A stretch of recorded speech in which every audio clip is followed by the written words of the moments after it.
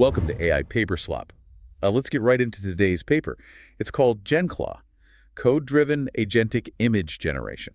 Yeah, this is a really fascinating one. It really is. It's published by researchers from Tencent Hunyuan, Sun Yat-sen University, Tsinghua University, and CUHK. And basically, the core insight you need to know up front is that current AI image generation relies on these, black box prompt-to-pixel models. Right, which fundamentally fail at precise layouts. Exactly. Layouts, object counting, text rendering, physical constraints, they just struggle. So GenClaw solves this by completely decoupling the comprehension of a prompt from the actual generation of the image. It's like it forces the AI to act like a human artist. Yeah. Through this pipeline they call conceptualized sketch color. So it uses a large language model to write executable code, things like SVG, HTML, or Three.js, to act as this highly structured digital paintbrush. Right, a mathematical skeleton. Yes. Then it passes that mathematically constrained code canvas to a visual decoder model to fill in the photorealistic textures and the lighting. Which completely eliminates spatial hallucinations. Yeah, and it nails exact typography and accurately simulates real-world physics. So for you listening, imagine asking an LLM to design a highly specific UI using SVG. But instead of rendering a flat vector graphic, you hand that bare-bones math to an image generation model to turn it into a photorealistic masterpiece. That is essentially the essence of GenClaw. Right. And to really appreciate what a massive architectural shift that is, we have to look at the current state of the art in agentic image generation, right? Like, we need to understand why it's bottlenecking. Yeah, because everyone is talking about agents right now. Exactly. The industry is obsessed with turning generative models into agents by wrapping them in these iterative tools. You see this with models like FLUX2 Pro or Nano Banana Pro. Right, they have search functions now. They do. They search, they review their own outputs, they try to self-correct, but their final synthesis step, like the actual drawing of the image, that remains an end-to-end black box. Still just guessing pixels. Basically, yeah. Despite all the extra tooling, they're just operating as advanced prompt optimizers. They're engaging in what the researchers brilliantly term a stochastic black box lottery. I love that phrase. It's so accurate. They rewrite the prompt, hit generate, check the result through a vision model, and if it's wrong, they roll the dice again with a slightly tweaked prompt. I always think of it like, imagine a frantic client yelling at a blindfolded painter. Oh, that's a great analogy. Right. You tell the painter, hey, I need a bowl with exactly 13 apples. The painter creates something beautiful, takes off the blindfold, and bam, there's 17 apples and like a random banana. And then you start yelling at them. Exactly. You yell, no, fewer apples. No, move it to the other left. Yeah. But the painter doesn't actually understand mathematical space or discrete counting, They're just guessing based on the yelling. That analogy hits on the exact structural flaw of diffusion models.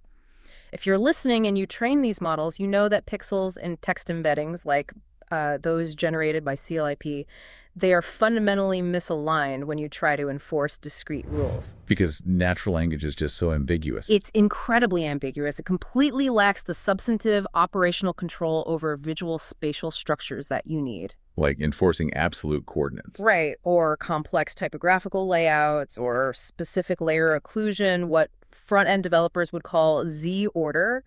A diffusion model's latent space, it understands the semantic vibe of a pile of apples. The vibe of apples, yeah. But the denoising process itself doesn't possess a discrete counter. So we're essentially trying to use English or Chinese to do a job that requires strict coordinate math. Exactly. And since yelling at the black box doesn't work, GenClaw introduces this intermediate representation. It's a 3-layer workflow that mimics authentic human creation. Think, sketch, color. Let's dig into that first layer. Yeah, the cognitive structuring layer. Right. This is the conceptualized phase. In the paper's experiments, they deploy Claude Opus 4.6 as the core agent brain. And before a single pixel is synthesized, the agent parses the user's intent. It actually thinks about what you want. Yes. And if it encounters a knowledge gap, it pauses. It uses web search and reasoning tools to gather real-world fact. Oh, give me an example of that. So say you ask it for a scrum board for the 2025 NBA Finals. It doesn't just hallucinate random numbers on a board. Which is what Midjourney or whatever would do. Exactly. Instead, it searches the web, finds out that the Oklahoma City Thunder beat the Indiana Pacers 4-3 with a final Game 7 score of 103-91. Wow. It retrieves that data, and then it organizes all of that gathered knowledge into structured JSON records. Okay, wait, before we move on to the actual drawing part, let's clarify that JSON choice. Because for anyone out there who usually just interacts with a standard chatbot interface, someone who isn't building agentic pipelines, why is the AI outputting JSON instead of just holding the context in its standard memory? That's a really important question. So JSON stands for JSON lines, where each line is a valid JSON object. In a complex agentic pipeline, you need strict, machine-readable data structures to pass between modules. Otherwise, things get lost. Exactly. If the LLM just holds it in context, the data remains fuzzy. It's prone to semantic drift. By forcing Claude to format its findings into JSON, for instance, creating explicit key-value pairs like object, _, value 103, position.top right, you lock the facts into a rigid schema. It's basically writing a strict database for itself. Right. It prevents the model from forgetting or conflating details when it moves to the next intensive task. That makes total sense. Yeah. Which brings us to the second layer, the executable canvas layer, or the sketch phase. This is where it gets really cool. Yeah, the agent translates that structured JSON plan into actual executable code. Yeah. Depending on what you ask for, it writes SVG, HTML, CSS, Python, or even Three.js scripts. It becomes a programmer. Exactly. This is where it explicitly locks in the coordinates, the text, the sizing, and those layer relationships you mentioned earlier.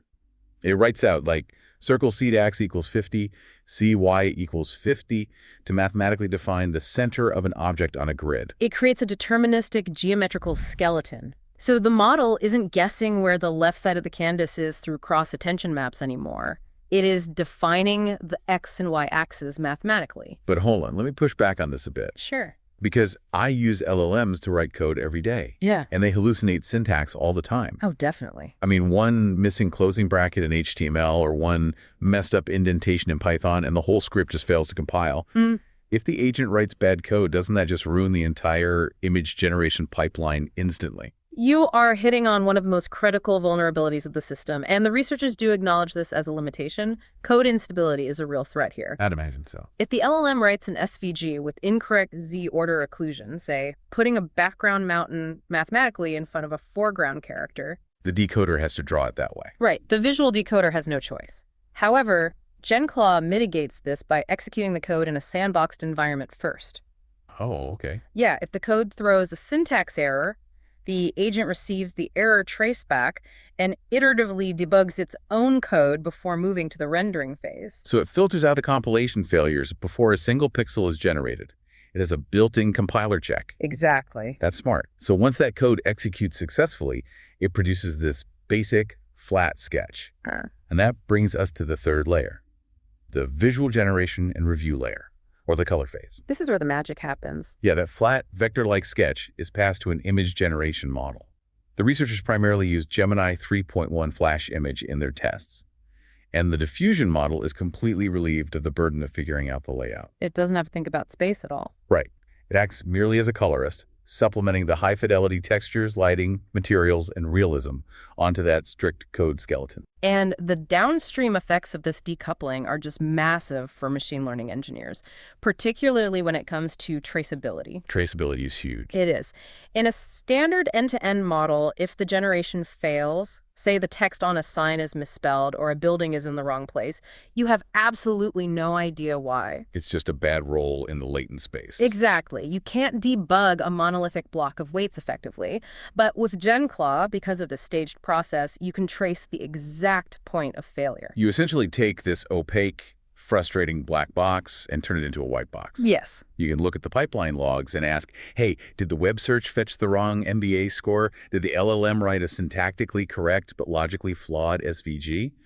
Or was the code sketch perfect, but the Gemini visual decoder just failed to interpret the flat vector into a textured object? Traceability is the holy grail for deploying AI in enterprise environments. When things break, you need to know which node in the pipeline to retrain or prompt tune. Absolutely. So the theoretical architecture is sound. But how does this code as a paintbrush theory actually perform when you stress test it against industry standards? Because the benchmarks in this paper are wild. They really are.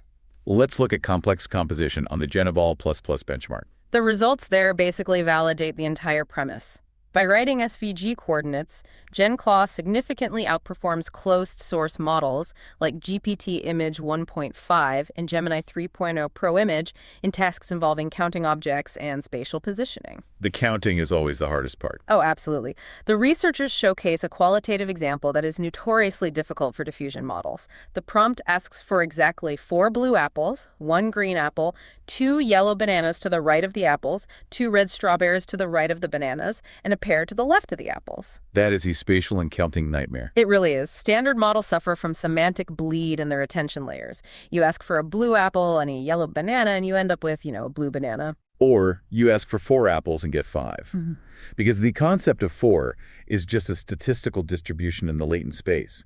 It's not a discrete counter. Right. But GenClaw sidesteps the latent space limitation entirely.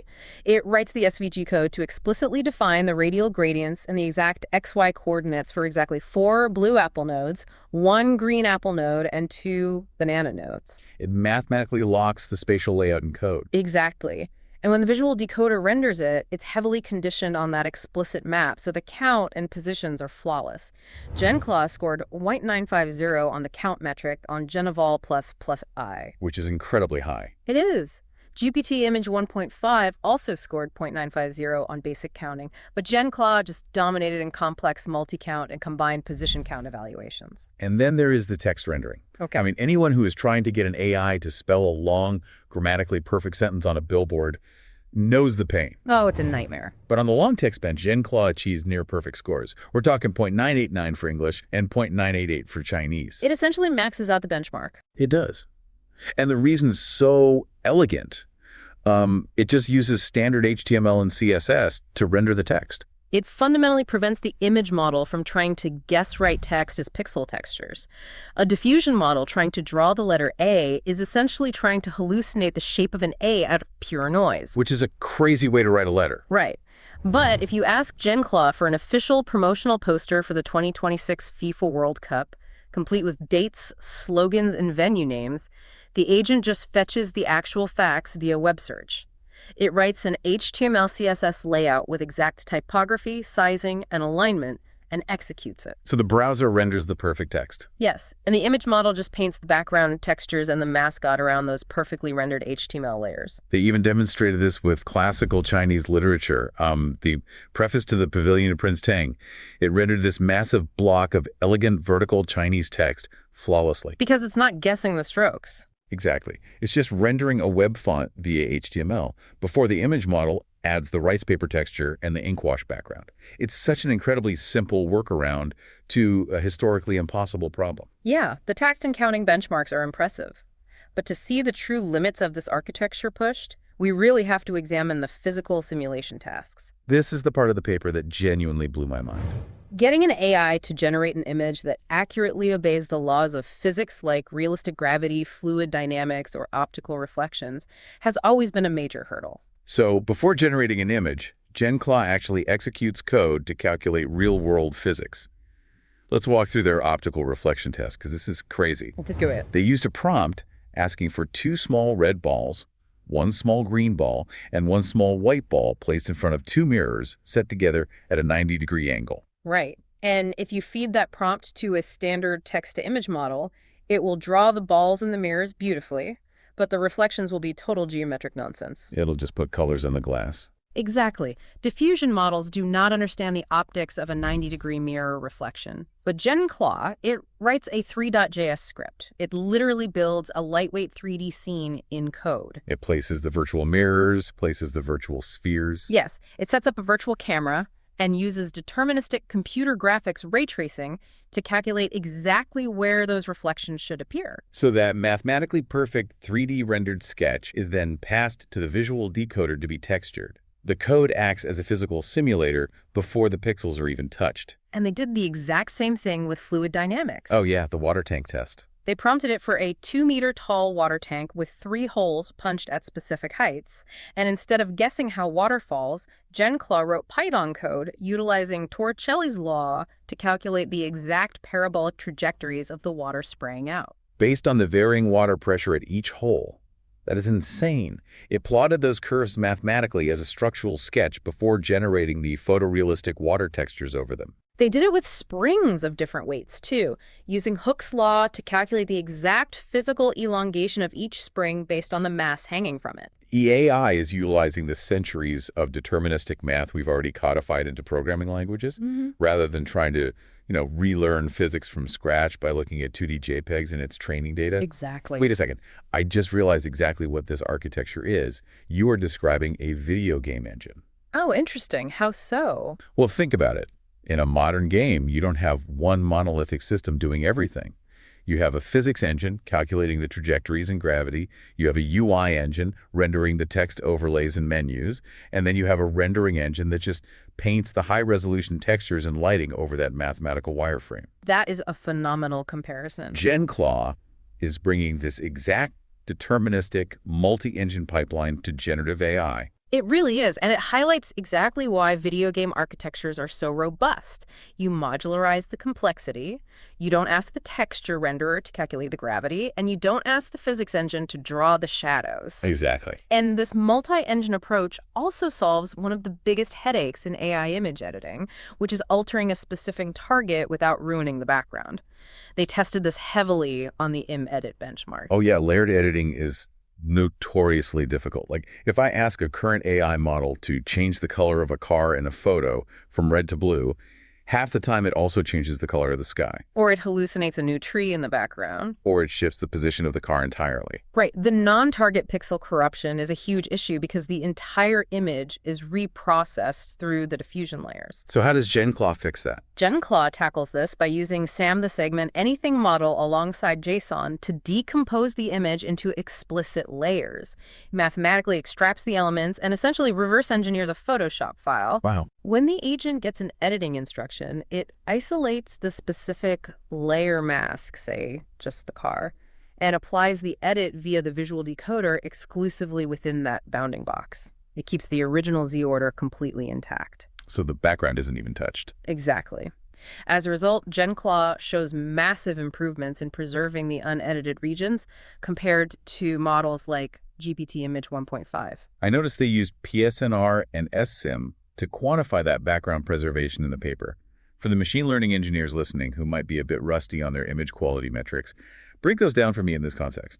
Why are those specific numbers the gold standard for this test? Sure. So PSNR stands for peak signal-to-noise ratio. In this context, it measures the absolute pixel-level error between the original background and the supposedly unedited background after the car was changed. Okay, so a higher PSNR means fewer background pixels were corrupted. Exactly.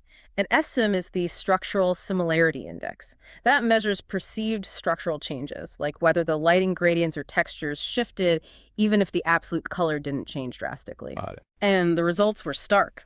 GenClaw achieved a PSNR of 27.87 on the unedited regions, while GPT Image 1.5 was stuck way down at 16.36. A jump from 16 to 27 in PSNR is a massive leap in preserving the original image integrity.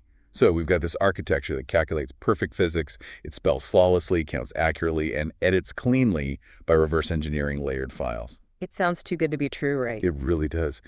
If this multi-engine deterministic pipeline solves all these major headaches, why isn't every major lab rolling this out tomorrow? There has to be a catch. Let's talk about the bottlenecks holding this back from widespread adoption today. You're right. There are significant bottlenecks. The primary one is a severe dependency on the capabilities of the visual decoder. Ah, the colorist model. Exactly. Yeah. The base image model must have the incredibly rare ability to ingest a flat, abstract SVG or HTML sketch and synthesize it into photorealism without losing the underlying structure. And I imagine most open source models just can't do that yet. They absolutely cannot. The researchers noted that currently open source diffusion models struggle heavily with this specific type of tight structural conditioning. So you give them a wireframe. If you feed them a flat HTML layout or a basic SVG sketch, they often just spit back an image that still looks like a flat vector graphic. They just copy the style. Right. They lack the generalization capabilities to act purely as a colorist, bridging the gap between abstraction and photorealism. The researchers had to rely heavily on powerful, closed-source frontier models like Gemini 3.1 Flash Image to make the color phase work reliably. So the colorist needs to be incredibly talented, to not just paint by numbers, but to truly interpret the wireframe into reality. What about the compute cost?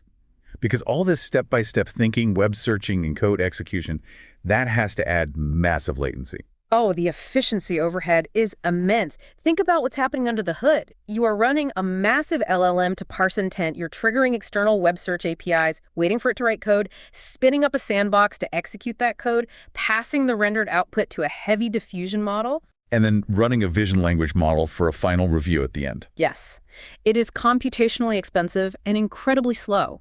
For simple prompts like, asking for a cute cat on a couch, this multi-step pipeline is completely redundant. It's overkill. Total overkill.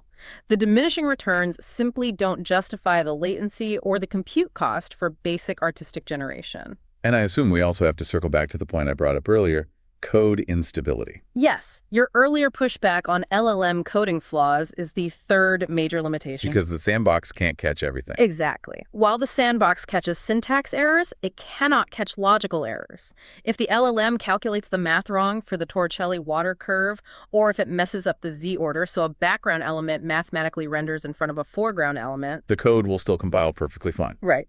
And then the visual decoder will faithfully render a beautifully textured but logically flawed final image.